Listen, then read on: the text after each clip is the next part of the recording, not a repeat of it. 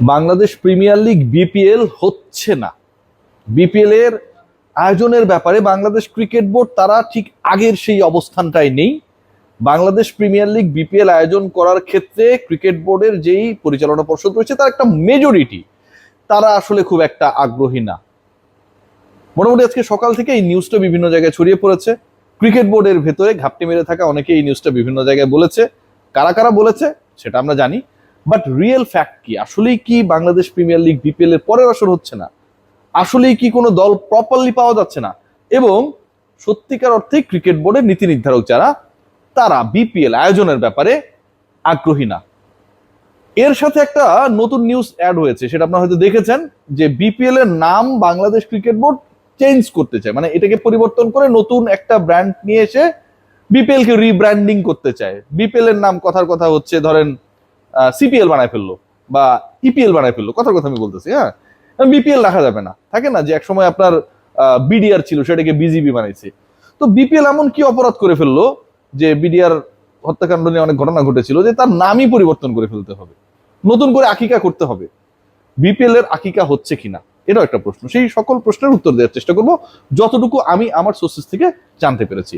প্রথম যে পয়েন্ট সেটা হচ্ছে যে বিপিএল এর আকিকা নিয়ে যে খবরটা দিয়েছে এবং এই দাওয়াতটা যারা আসলে দিয়েছে ক্রিকেট বোর্ডের ভেতর থেকে, এটা ভাই পুরোটাই মিথ্যা। বিপিএল এর ব্র্যান্ডিং, বিপিএল এর নাম, বিপিএল এর লোগো কোনো কিছুই আসলে চেঞ্জ হচ্ছে না। বিপিএল অ্যাজ ইট ইজ, তার মতো করে বিপিএল হবে। বিপিএল এর পরের আসর হচ্ছে কিনা, কোয়েশ্চেন নাম্বার 2। বিপিএল এর যে পরের আসর মানে কি? এবছরই তো আসলে বিপিএল টাচ করেছিল, 2026-কে তো বিপিএল টাচ করেছিল। সো ওই হিসাব করলে অনেকেই বলতে পারে যে 26-এ কেন আরেকটা বিপিএল।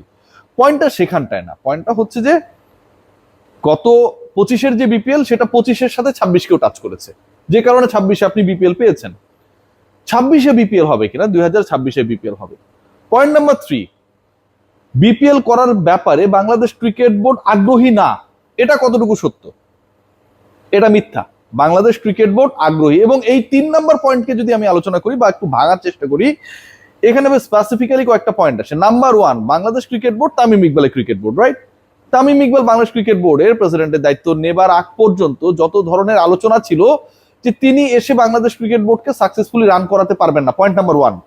পয়েন্ট নাম্বার 2, গত বিপিএল এ যেসব ম্যাসাকার হয়েছে, গত বিপিএল সহ first division, second division, third division যে ক্রিকেট, সেগুলোতে যত ম্যাসাকার হয়েছে টিমগুলো অংশগ্রহণ করে নাই।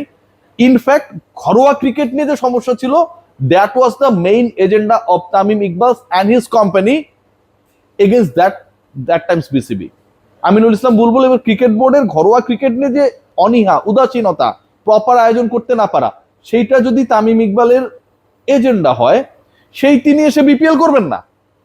মানে আমি বলছি যে আমিনুল ইসলাম বুলবুল ফেইলিওর, আমি বলছি ফারুক আহমেদরা ফেইলিওর, নাজবুল আবেদিন ফাহিমরা ফেইলিওর, কারণ তারা প্রপারলি বিপিএল করতে পারে নাই। আর আমি কোনো চেষ্টা করলাম না, আমি বিপিএল করবই না, ওই কথা বলে আমি যখন ক্ষমতায় এলাম আমি তখন বলছি আমি বিপিএল করবো না। এটা কি তামিম ইকবালের ইমেজ বাড়ায়? বাড়ায় না ভাই। সো যারা এই খবরগুলো দিচ্ছে, এই খবরগুলো আসলে কারা দেয় আমরা জানি। কিছু মানুষজন রয়েছে এখানটায় ক্রিকেট বোর্ডের, আগেও সংগঠক ছিল, এখনো সংগঠক আছে, ভবিষ্যতে বড় সংগঠক হতে চায়। নিউজগুলো আসলে ভুল এবং বড় বড় জার্নালিস্টদেরকে যে বিভ্রান্ত করার চেষ্টা, সেটা আসলেই ভুল। এবার আপনাদের কিছু মজার পয়েন্ট বলি। আপকামিং বিপিএল এর আসলে স্ট্যাটাসটা কি, যতটুকু আমি আমার সোর্সেস থেকে জানার চেষ্টা করেছি। 1 নম্বর পয়েন্ট যেটা, যে প্রিভিয়াস একটা ফ্র্যাঞ্চাইজি যেই দলটা বাংলাদেশ ক্রিকেট বোর্ড এবং বিপিএল এ সাকসেসফুলি তাদের অবদান রেখেছে, তারা পরের বিপিএল এ আসছে, মোটামুটি এটা কনফার্ম। এবারের বিপিএল এ আগের বিপিএল এ থাকা অন্তত 2টা দল মোটামুটি থাকছে। একটা তো আপনারা সবাই জানেন, আমাদের সবার প্রিয় রংপুর রাইডার্স, আর রাজশাহীর যে টিমটা, যেটার সাথে নাবিল গ্রুপ জড়িত। নাবিল গ্রুপের ওই সময় অনেক প্রেম ছিল ক্রিকেট বোর্ড কেন্দ্রিক, কারণ তারা ভালোবাসায় ভরিয়ে রাখতে পেরেছিল, তাদের প্রতিনিধিত্ব ছিল বোর্ডে। সো এবার আসলে ওই ভালোবাসাটা একটু হলেও কমে গেছে, কিন্তু তারাও যে একদম অংশগ্রহণ করবে না বা একদম অংশগ্রহণ করবেই এই অবস্থায় নেই, বাট 50-50 একটা সিচুয়েশন রয়েছে। এখানটা পয়েন্ট নাম্বার 3 যেটা, বাংলাদেশের লিডিং অনেকগুলো জায়ান্টস কোম্পানিজ, মানে আমরা অনেক সময় দেখি না যে ধরেন আকাশবাড়ি হলিডেজ, যাদের নিজেদের ফিনান্সিয়াল ট্রানজাকশনস এন্ড ইস্যুস নিয়ে অনেক সময় অনেক ধরনের বিতর্ক ছিল, এরকম কোম্পানি এখানটা আসার চেষ্টা করেছিল, সেগুলো নিয়ে সমালোচনা হয়েছে। মিস্টার শফিকের মতো কিছু লোক বিপিএল এ দল নিয়ে বিপিএল কে একদমই কলঙ্কিত করেছিল, সেগুলো নিয়ে অনেক বেশি ক্রিটিসিজম ছিল। এবার যেই কোম্পানিজ গুলো so far they have shown their interest for being the part of BPL, for getting a team, এদের নাম আপনি আমি পৃথিবীর যে কেউ ধরেন মানে শুনলে রেসপেক্টফুলি ট্রিট করবে, যারা বাংলাদেশ সম্পর্কে খোঁজ খবর রাখে। সো এরকম অন্তত 3-4টা কোম্পানি দে আর অনলাইন, তারা অনবোর্ড বা তারা বিপিএল এ আসতে চায়, এরকম একটা স্ট্যাটাসে রয়েছে। এর সাথে আরো একটা জিনিস হতে পারে, আমি বলছি যে নট শিওর যে এই ঘটনাটা ঘটবেই, বাট হতে পারে। এবং এটা যদি হয় তাহলে আমার কাছে মনে হয় বাংলাদেশ প্রিমিয়ার লিগের যে স্ট্যাটাসটা এবং এই বিপিএল কে প্রপারলি আয়োজন করার ক্ষেত্রে বাংলাদেশ ক্রিকেট বোর্ডে যে দায়বদ্ধতা, সেটা অনেকখানি বেড়ে যাবে।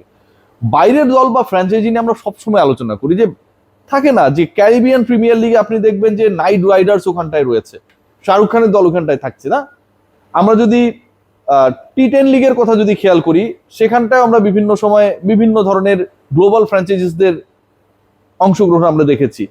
Even global super league Guyana base যে টুর্নামেন্টটা, ঠিক আছে, সেখানটাও কিন্তু আসলে সবাই অংশগ্রহণ করে। সো বিপিএল এ এরকম কোনো কিছু আমরা পাবো কিনা, সেই কমিউনিকেশনসটা যদি সাকসেসফুলি ডান হয়, তাহলে শুধু পরের বিপিএল হবে না, পরের বিপিএল আপনি আমি এমনও দেখতে পাবো যে বাংলাদেশের রংপুর রাইডার্সের সাথে কথার কথা আমি বলছি, যে শাহরুখ খানের কলকাতার কোন একটা ফ্র্যাঞ্চাইজির নামকরণ করে সেটার কম্পিটিশন হচ্ছে, এরকমও আমরা দেখতে পেতে পারি। সো পরের বিপিএল নিয়ে আসলে খুব বেশি ডাউট করার কোনো সুযোগ নেই।